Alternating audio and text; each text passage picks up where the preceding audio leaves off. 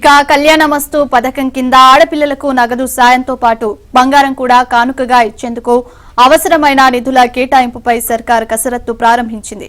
పథకం అమలుకు 2024-25 ఆర్థిక సంవత్సరానికి 3200 కోట్లు అవసరమవుతాయని అంచనా వేసిన బీసీ సంక్షేమ శాఖ ఆ బడ్జెట్ ప్రతిపాదనలను ప్రభుత్వానికి పంపేందుకు సిద్దమవుతోంది. దీని ప్రకారం పెళ్లి చేసుకునే ఆడపిల్లకు 1,01,116లతో పాటు తులం బంగారం కూడా అందనుంది. దీంతో ఈ పథకానికి గతం కంటే అధికంగా నిధులు అవసరం కానున్నాయి.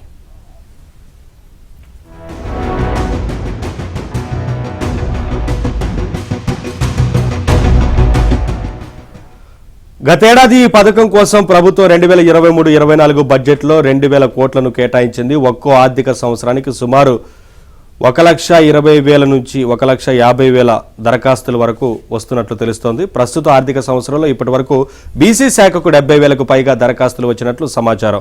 కళ్యాణ లక్ష్మి, షాదీ ముబారక్ పథకాలకు గత ప్రభుత్వం 2023-24 బడ్జెట్లో 3,210 కోట్లను కేటాయించింది.